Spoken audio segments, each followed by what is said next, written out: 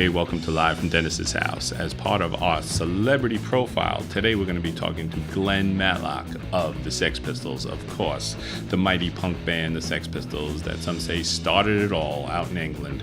And of course, they released one album, Nevermind the Bollocks, and a lot of controversy, a lot of craziness. So we're going to talk to Glen all about that. And then, of course, after the Sex Pistols, Glen had a very long career. On the phone with us now, we have the legendary Glen Matlock calling in. Hey, Glen, how are you?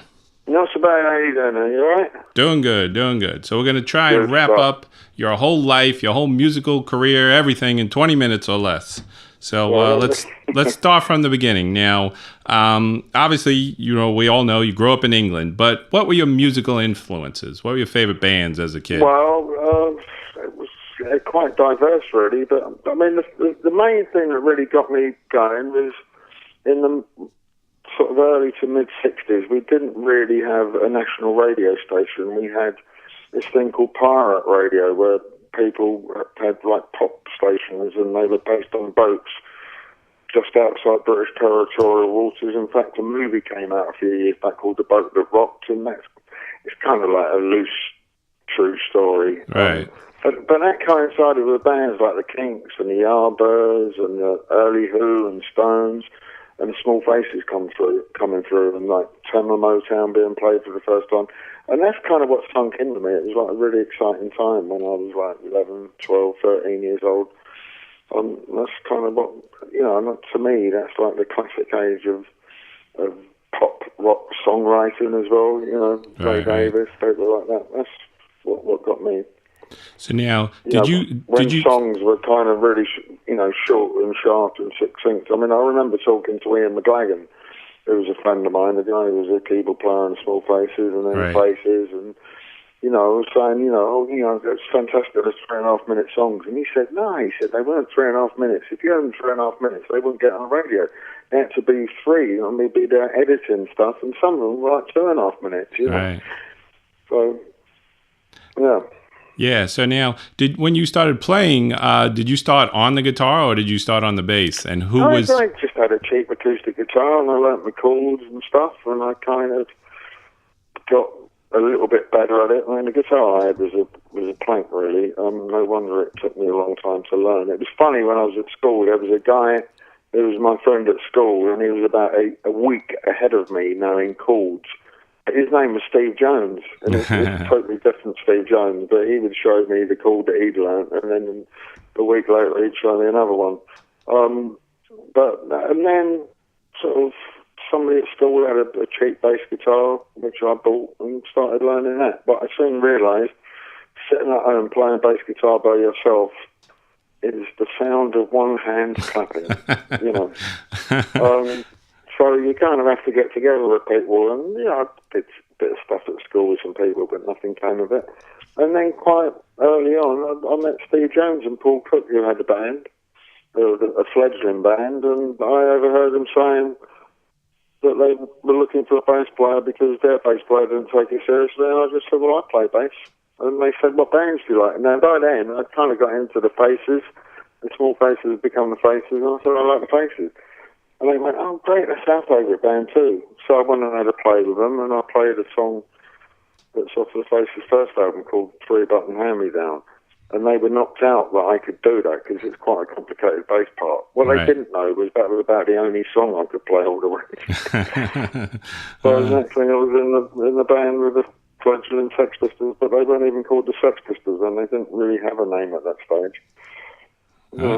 So there you go. That answers my next question about how you guys got together. But then I'll ask you, what was the climate like in England at this time in the early 70s, and like musically and politically, what was going on there? Well, musically, we'd had the glam rock thing, and it kind of been and gone. Bowie had taken off, rock music had taken off, and then what happens in England a lot is bands that have any degree of success tend to go and try and break America. So they weren't really around.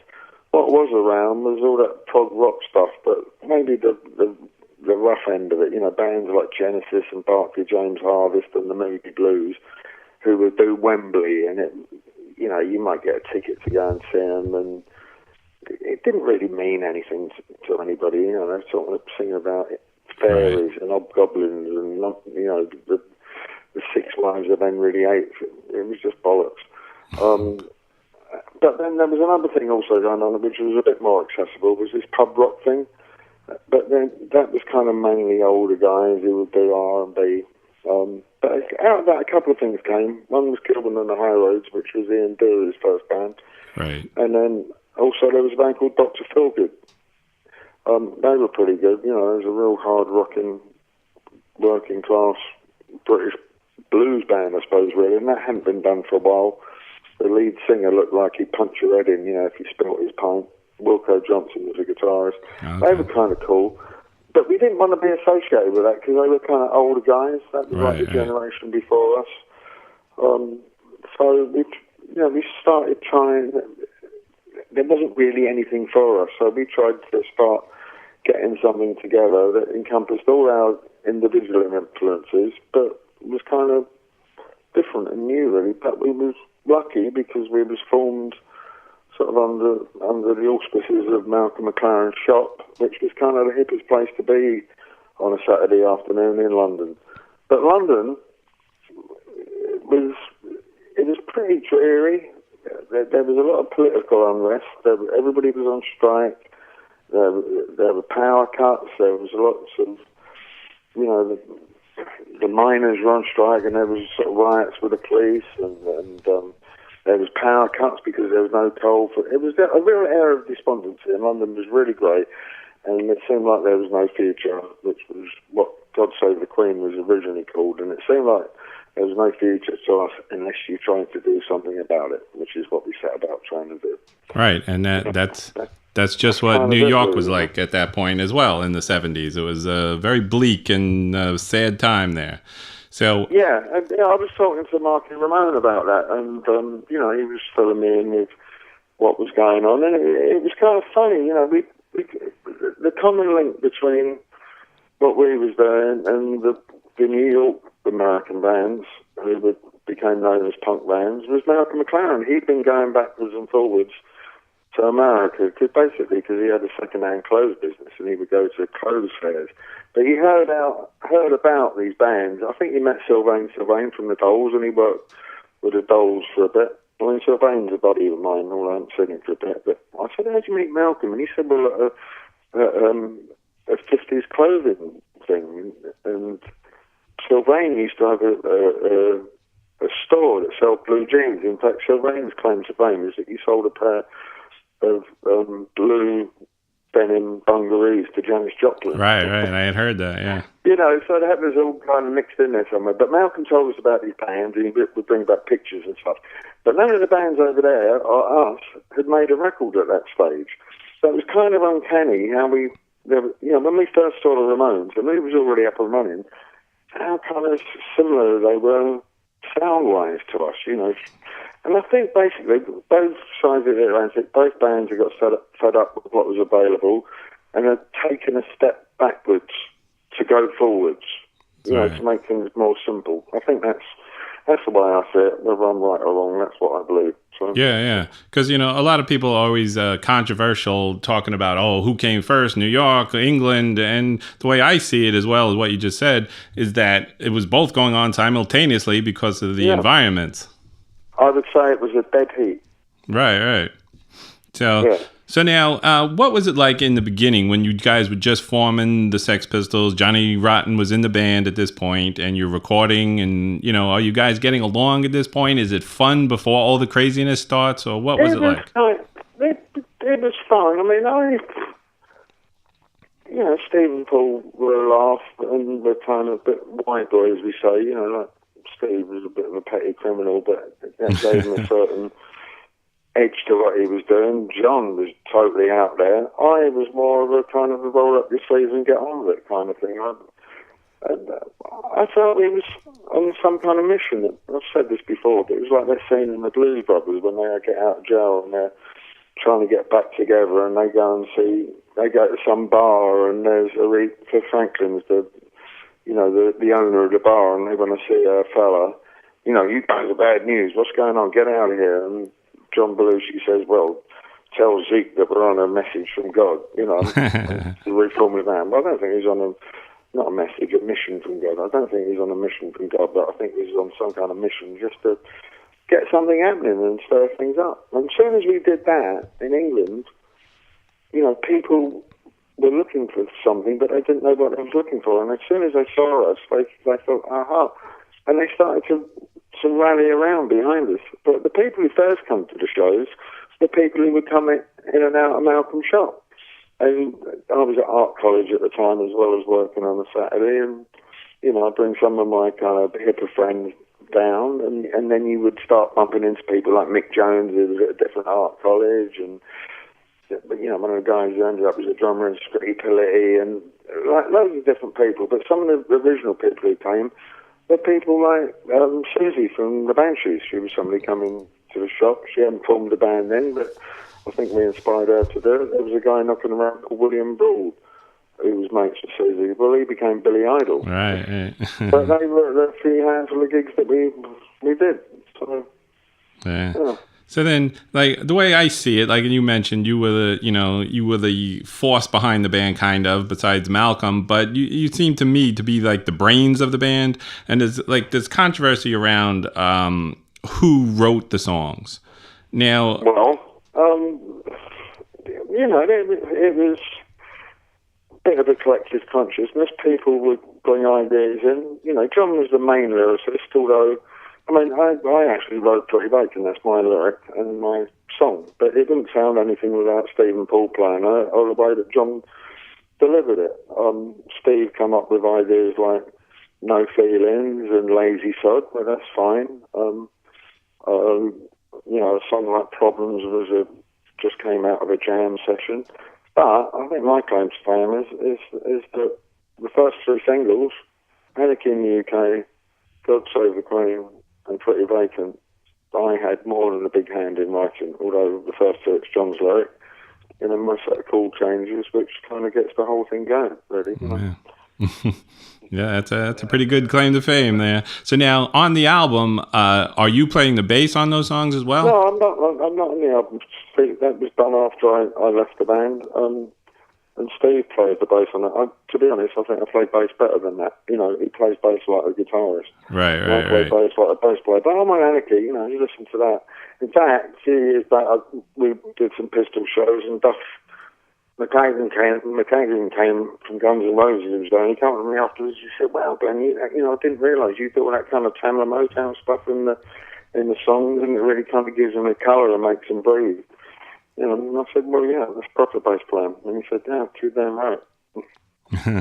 So now, in your book, you wrote a great book, I Was a Teenage Sex Pistol, and you talk about how you left because of all the BS that was going on with the band and all the craziness. So tell us, like, how crazy was it, and what was going on that said you just said? It was kind of crazy. It was crazy. I'm not talking about drugs and people doing this, that, and the other to each other, but it's like we did this tour called the Anarchy in the UK tour, which we wasn't allowed to play anywhere, and it was just a total media circus. And to be honest, it was kind of boring. We was in this coach with the Clash. The Clash had only just started out then. The Heartbreakers, Jerry Thunders and Jerry and Johnny Nolan, Walter Lula, Billy Raff. And we're going to Mount McLaren and Bernard Rhodes and all these hangers-on. We're just travelling up and down the country, not being allowed to play. And it was like being followed everywhere by the press. Mm. And it was just like being in the Goldfish Bowl. Now, it didn't affect me that badly. It was boring, but because of what was going on, there was a lot of infighting and factions within the bands. And me and John just didn't see eye to eye. I think as soon as he's got his face on the front page of the daily papers, he changed a bit, and I think he became quite conceited and arrogant in a way that I didn't dig. Plus, we wasn't allowed to play, but then afterwards, people would come up to me and say, "Well, you're not supposed to be able to play, but I'll put you on." And I go and tell Malcolm, and he go, "Oh, no, you're not allowed to play." And I found it kind of dishonest. And it started becoming this kind of cartoon strip thing. And it wasn't an media exercise. So I wanted to be in a band to play, So it didn't take long for me to walk. But, that was 2 years after we started getting the whole thing together. Yeah. So now... But then, we reformed in 96 and did some shows, and out of all the people in the world they could have asked to play bass, they asked me.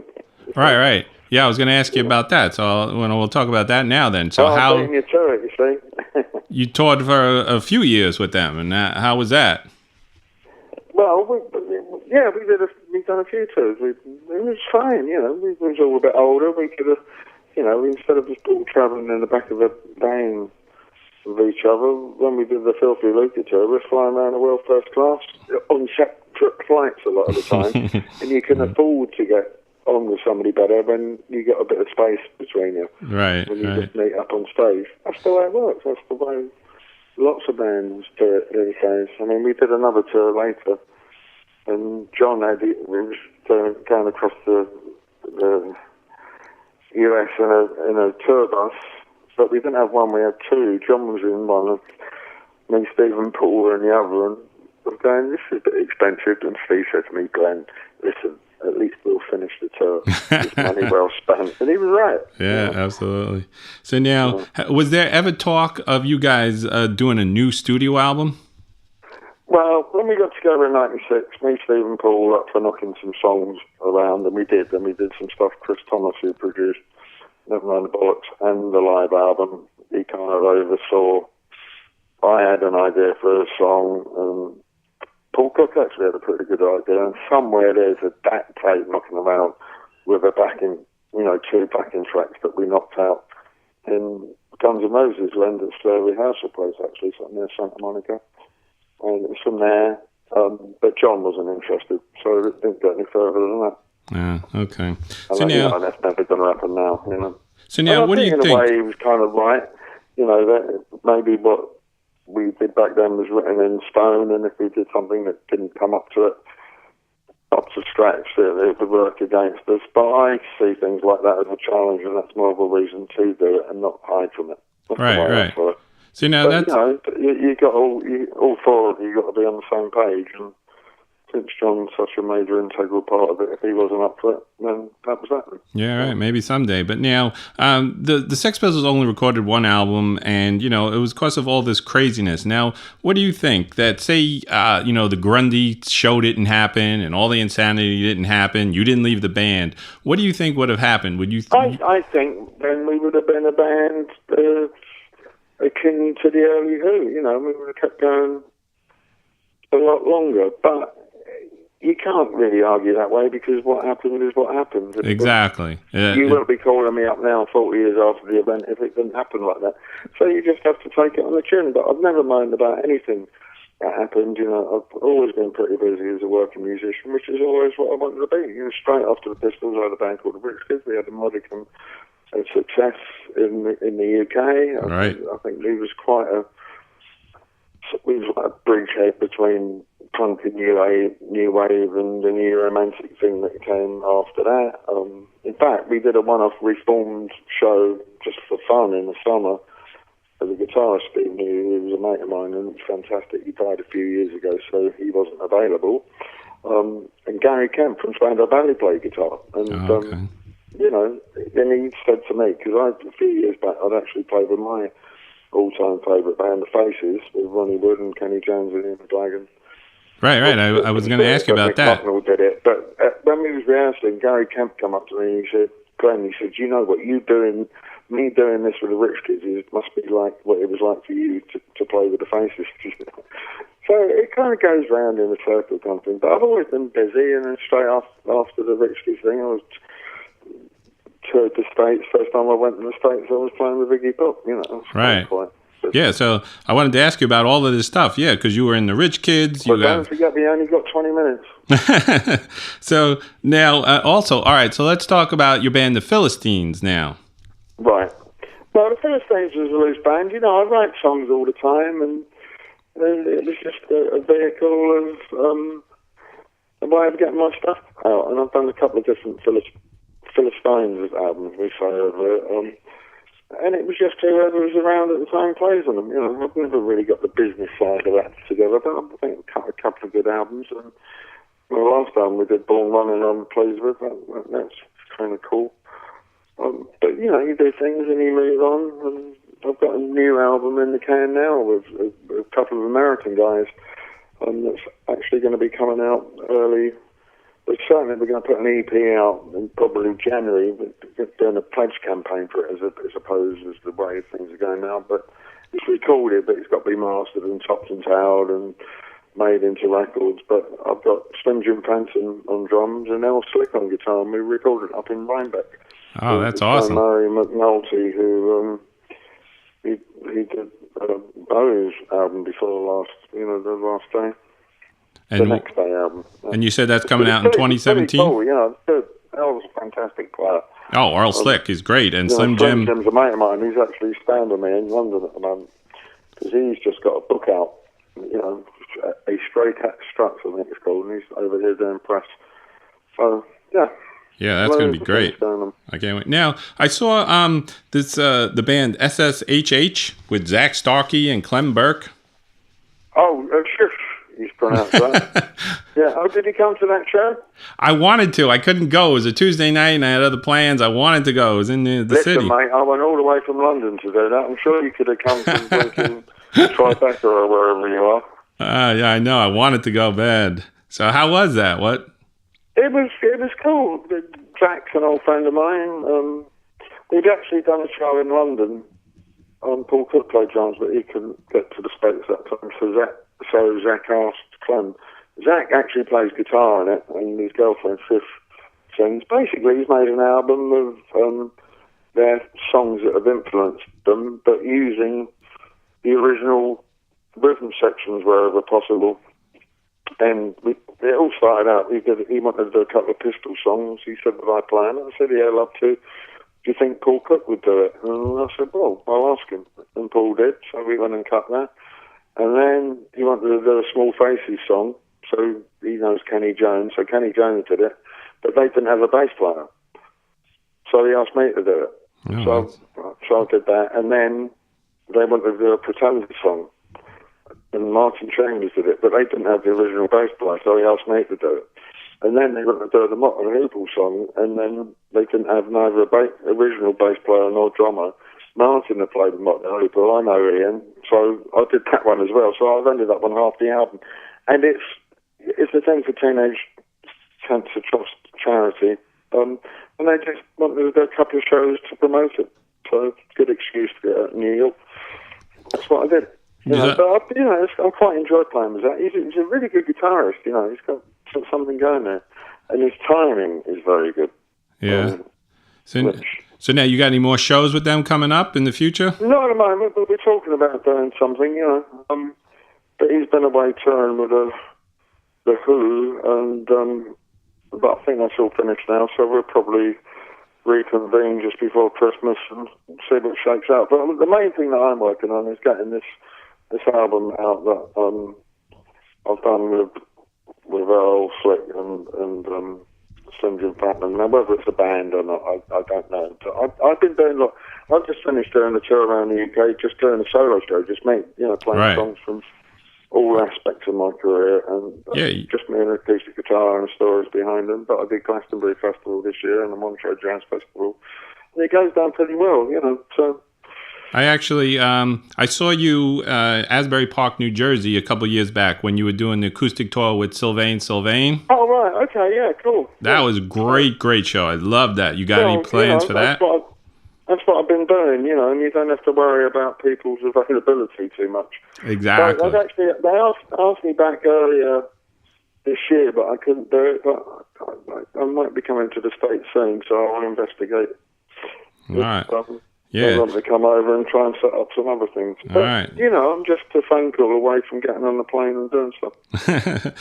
So, like you said, after the Sex Pistols, you never stopped. You've been in so many bands, one after the other, and playing with everybody and doing everything. So now, of all the bands and of all the projects you've done, including the Sex Pistols, what was your favorite? What fulfilled you? I think my favorite was playing with my all-time favorite band was the Faces, Oh, playing with them? Yes. It was cool.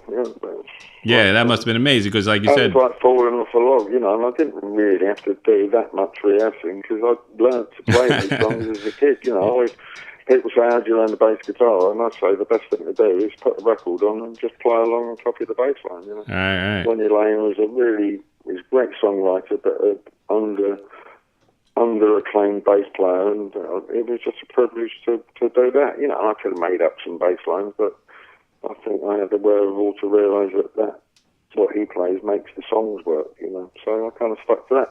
And we didn't do that many shows, but the last gig I did with them, about 4 years ago now, we headlined the Fuji Festival in Japan in front of sort of 50,000 people. Wow. So to do that with the band that I was a fan of, that was really cool. And those guys, Ian McLaren, he's up there with kind of Booker T as an organ player. I mean, sadly no longer with us. Kenny Jones played drum. And my favourite guitarist is Ronnie Wood. He's cool, you know. Yeah, there you go. That's awesome stuff. But, you know, that ain't going to happen again. But there's loads of things, you know. Yeah, you never know what's going to happen next, right? You know? Yeah. That's the beauty of it. So, yeah, so I want to thank you for calling in. I want to thank you on your amazing career, and I'm looking forward to this Earl Slick Slim Jim Phantom. Did you say you had a name for the band yet, or? Well, I think it's actually now it's going to come out with Glen Matlock. There is actually one track up on YouTube. We did a version of Happy by Pharrell Williams. Oh, wow. It was Matlock Phantom Slick. But it don't sound nothing like the original. It sounds like the Pretty Things doing it. Okay, cool. Check it out and play it on your radio show, you know. That's a kind of it's a flavour of what the album's like. All right, great. That sounds awesome. So I'll be looking forward to that in 2017 and looking forward to any touring that you're going to be doing. So I want to thank you again. Yeah. It was great talking to you. Okay, fella. All right, have a good day. Bye, there you go. See ya. Bye. Hey, welcome back to Live from Dennis's House. That was our interview with Glen Matlock. We learned a lot. Great guy. Sex Pistols. What more can be said? Everything you ever wanted to know about the Sex Pistols and more. And Glen Matlock. Go out, check out his music, check out his websites, check out his book, I Was a Teenage Sex Pistol, and all of that. A lot of stuff going on there. So we're going to wrap this show off. We're going to start it off with The Passenger by Iggy Pop, and then we're going to play God Save the Queen by the Sex Pistols. See you next time on Live from Dennis's House, only on 474 The Mix.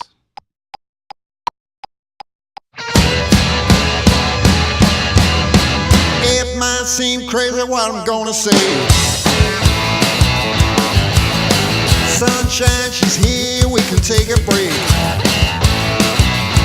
Feel like a hot air balloon that could drift to space.